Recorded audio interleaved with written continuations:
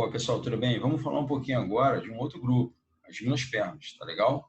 Já falamos aí das briófitas, falamos das pteridófitas, que são plantas que precisam da água para reproduzir. Um lance legal agora, as gimnospermas, elas não vão precisar da água para reprodução, isso é extremamente importante. Ela desenvolve uma outra estrutura que eu vou citar para vocês aqui, tá legal? Então, dentro desse grande grupo aí, nós temos árvores seculares, né? Árvores que conseguem chegar a um tamanho realmente enorme, por exemplo, as sequoias. Bom, e elas são plantas que nós podemos observar em regiões mais temperadas, regiões mais frias. Legal? Deixa eu compartilhar com vocês aqui o material para a gente falar um pouquinho mais sobre esse grupo. Bom, vamos lá então. Então, o grupo das gimnospermas, eu gosto muito dessa imagem, né? Uma imagem que reflete bem um grupo.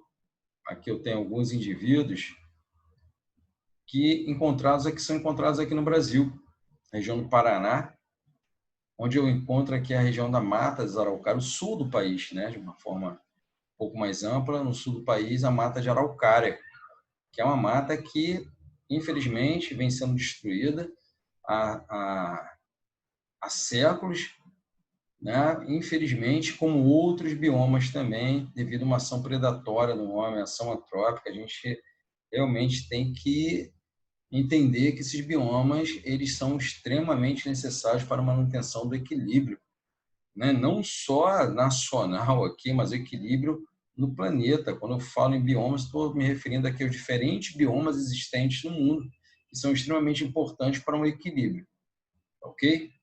Bom, então essas gimnospermas são plantas que têm as chamadas sementes nuas, né? Não existe a presença dos frutos, essas sementes elas só acontecem porque existe um processo de fecundação. E, nesse caso, não se esqueça, não existe a presença da água auxiliando o deslocamento dos gametas.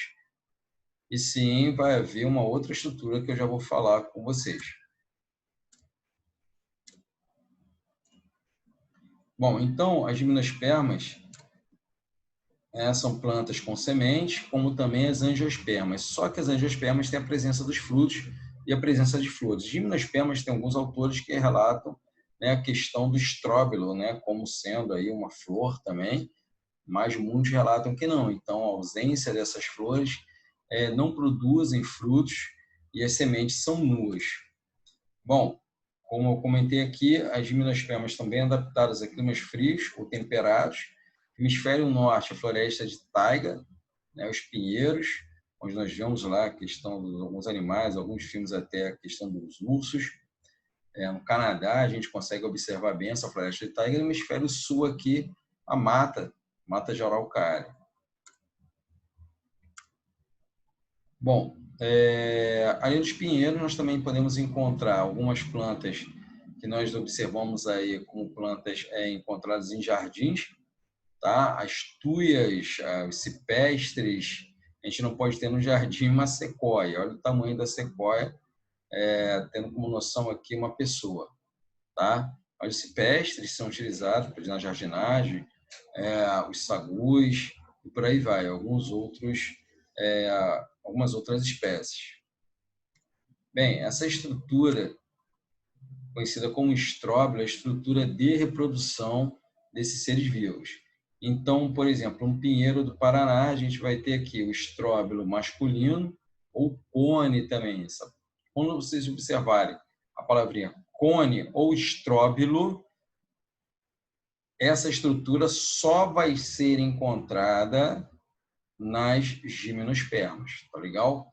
Então, eu vou ter tanto o estróbilo masculino como o estróbilo feminino.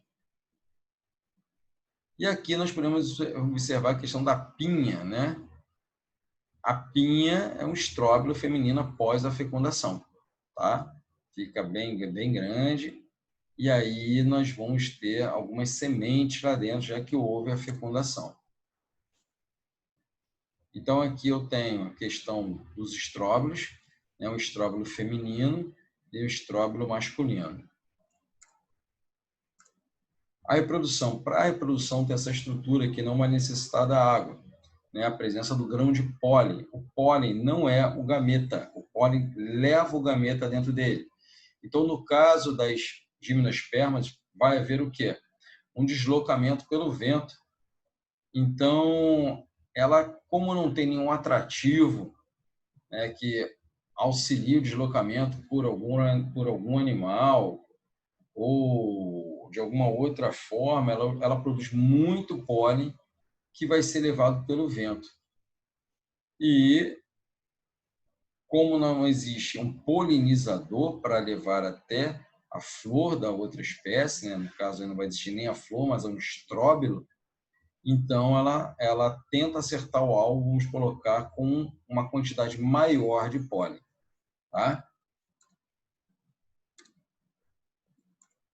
Bem, então aqui só para vocês terem uma ideia, né? A liberação do pólen para a parte feminina.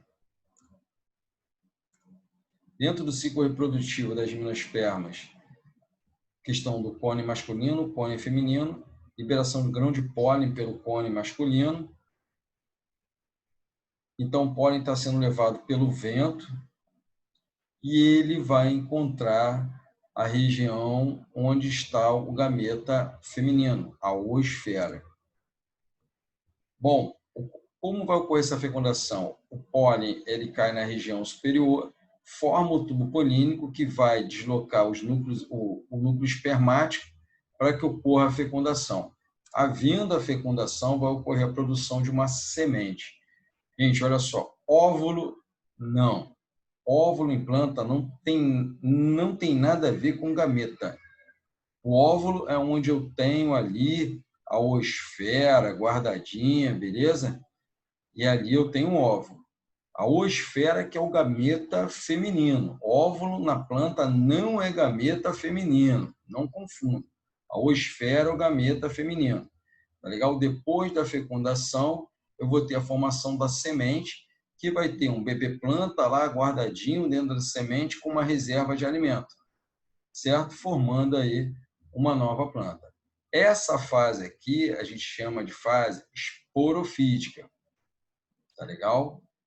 Enquanto que a fase onde ocorre aí a fecundação é chamada de fase gametofítica.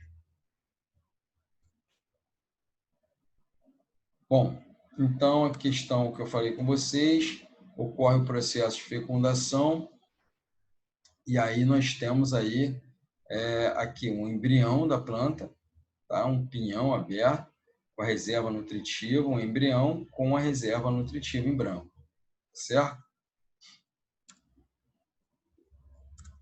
Bom, interessante que essa semente ela pode ser dispersa por alguns outros animais, ela também consegue sobreviver bem no clima frio, a planta já está adaptada, mais adaptada a isso, ok? E para evitar perda de água, muitas dessas plantas têm uma folha mais recolhida e ela não fica com o nimbo bem aberto, ela fica com o nimbo recolhido, ok? E assim evita a perda de água.